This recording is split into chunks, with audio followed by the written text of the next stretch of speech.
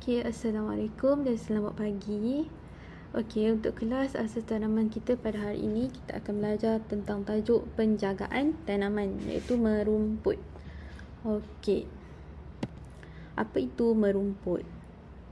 Okey, merumput ini adalah satu kaedah untuk mengelakkan persaingan dengan rumpai. Rumpai ini adalah satu tanaman yang jahat lah, yang mengganggu kita punya tanaman. Okey, yang kedua ialah membuang pesaing tanaman bagi mendapatkan air, cahaya, oksigen, ruang dan nutrien secukupnya. Membuang pesaing tanaman bagi mendapatkan air. Kita nak jaga, nak lindung kita punya tanaman kita. Jadinya kita kena buanglah rumput-rumput yang tak pakai tu, supaya tanaman kita dapat air, dapat cahaya matahari, dapat oksigen, ruang dan nutrien yang secukupnya. Okey, yang seterusnya ialah memusnahkan tempat tinggal perosak tanaman. Nampak tak, kita nak buang perosak tanaman supaya tak ganggu kita punya tanaman, dan tanaman kita dapat hidup dengan subur, dapat menghasilkan hasil tanaman yang berkualiti. Okey, kalau tanaman hiasan, kita nak pastikan kita punya bunga-bunga tu cantik, tak ada gangguan, tak layu apa semua kan. Okey, yang seterusnya, ini adalah peralatan yang digunakan untuk merumput. Okey, kita akan menggunakan serampang tangan atau cabut dengan tangan. Gunakan sarung tangan. Okey, mula-mula sekali kita boleh guna, kalau tanaman yang kecil, kita boleh gunakan sarung tangan dan cabut biasa je.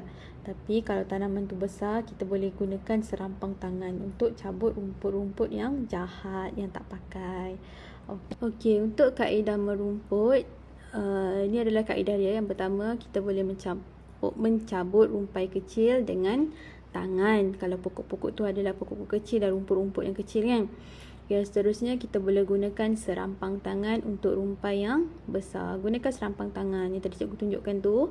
Okey, gunakan serampang tangan untuk rumpai-rumpai yang kita rasa macam besar, macam anak pokok yang macam besar sikit, kita gunakan serampang tangan.